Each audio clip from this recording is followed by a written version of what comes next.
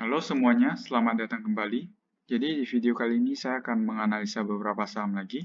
Kita akan mulai dulu dari Pegas.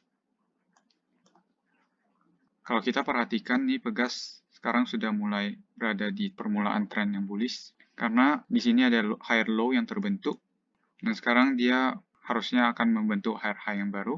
Tapi untuk resistennya yang pertama dia ada di sini. Ini resisten yang bisa dibilang lumayan kuat ya nantinya. Kemudian ada di area gap di sini.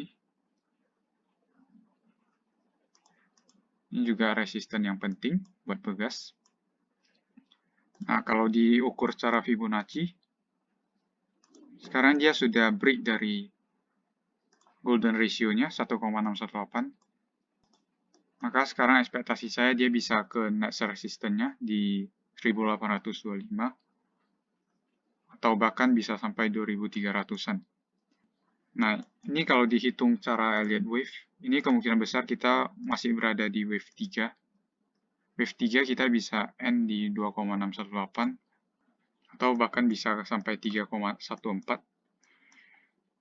Saya lebih ekspektasikan skenario ini terjadi, di mana dia wave 3-nya end sampai sini. Tapi ini tahun depan baru bakalan tercapai ya targetnya. Setelah itu dia ada wave 4, kemudian ada wave 5. Kalau diperhatikan ini kita masih berada di pertengahan wave 3 ya. Jadi masih ada sekitar 30% sampai akhir dari wave 3-nya. Ini skenario yang saya ekspektasikan terjadi. Jadi buat Pegas, ekspektasinya masih naik ya, masih melanjutkan kenaikannya. Minimal ke 1800-an dulu sebelum kita melihat sedikit rejection. Tapi rejection yang bakal terjadi nantinya tidak akan terlalu dalam, harusnya. Jadi dia akan melanjutkan wave 3-nya dulu, baru ada koreksi yang bisa dibilang nanti lumayan dalam. Oke, itu buat Pegas. Sekarang saya akan lanjutkan ke PTBA.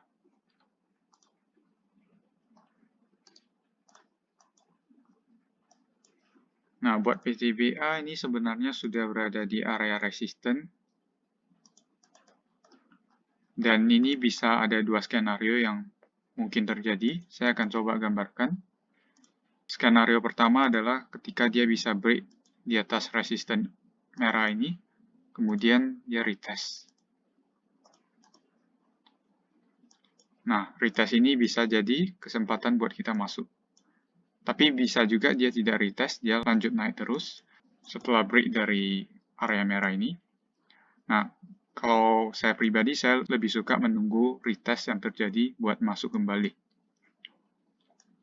Untuk skenario kedua, itu di mana dia tidak akan break dulu dalam jangka waktu yang pendek ini.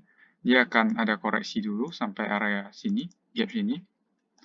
Ini juga ada confluence dengan Fibonacci 0,382. Kita bisa perhatikan. Setelah ini baru dia lanjut kenaikannya. Nah, ini skenario kedua yang mungkin terjadi. Nah, kenaikannya bisa sampai gap yang di sini. Ini ada dua gap ya. Di sini juga ada satu. Jadi ini bisa jadi area TP kita buat PTBA. Nah, itu skenario yang mungkin terjadi ya buat PTBA. Nah, itu buat PTBA. Sekarang saya akan lanjutkan ke Kimia Farma. Nah, untuk Kimia Farma, sebenarnya dia sudah break dari all-time high-nya. All-time high-nya ada di sini. Dia sudah berhasil break dari all-time high-nya. Dan ini sudah hari kedua di mana dia break all-time high-nya. Sebenarnya beberapa hari yang lalu, ini ada pattern yang lumayan bagus buat kita entry, tapi ini sudah lewat ya. Karena dia break dari sini, setelah break dari sini dia sempat retest. Nah, setelah retest baru dia lanjut kenaikannya. Nah, itu juga salah satu alasan kenapa saya selalu menunggu retest ya setelah break dari satu resisten agar kita bisa dapat harga yang lumayan bagus. Sekarang saya akan coba lakukan projection menggunakan Fibonacci. Saya akan project dari 2270 ini. Nah, kita bisa perhatikan ini ada resisten di area 1,272 dan setelah menyentuh resisten tersebut ada rejection yang lumayan kuat ya. Jadi dalam beberapa hari mendatang saya lebih ekspektasikan tren yang sideways menuju down. Mungkin untuk menutupi gap-nya dulu. Nah, kalau saya pribadi, saya akan tetap menunggu di area sini. Karena ini bisa dibilang area retest ya. Area retest dari resisten yang lumayan kuat ini. Jadi saya akan menunggu ke area sini buat entry. Kalau tidak dapat juga nggak apa-apa, saya akan coba cari saham yang lain lagi. Oke, itu ya skenario buat KF. Oke, sekarang saya akan lanjutkan ke Adaro.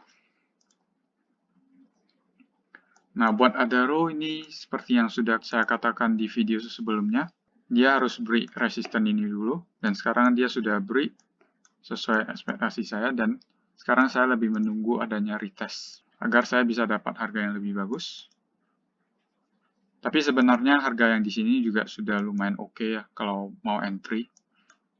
Karena saya masih ekspektasikan harga bisa naik sampai sini, seperti skenario yang sudah saya gambarkan sebelumnya. Jadi dia naik sampai sini, kemudian dia bakal lanjut kenaikannya setelah retest ini. Ini skenario yang saya gambarkan, dan kemungkinan besar bisa terjadi juga. Karena kalau kita lihat tren yang di sini, dia masih bullish, jadi ekspektasinya pasti masih up. Oke, sekarang saya akan lanjutkan ke saham ICBP. Nah, untuk ICBP ini sebenarnya pergerakannya masih lumayan sideways. Range-nya ada di area 9.600 sampai area 10.600. Jadi ada area sini yang kita bisa coba akumulasi ketika ada di area support ini, dan coba jual ketika ada di area resisten. Tapi kita juga harus perhatikan price action-nya. Ketika harga bisa break dari resisten ini, maka ekspektasinya dia bisa naik sampai rasio 1,618 ini, sekalian menutupi gap yang ada di sini. Jadi ini bisa jadi skenario yang bisa kita pertimbangkan, di mana dia bisa turun sampai sini dulu. Kemudian kita perhatikan apakah dia berhasil break di resisten ini. Kalau dia berhasil, maka dia berpeluang naik sampai sini. Tapi kalau dia masih gagal, maka ini masih bisa sideways. Nah, ini skenario yang perlu kita pertimbangkan.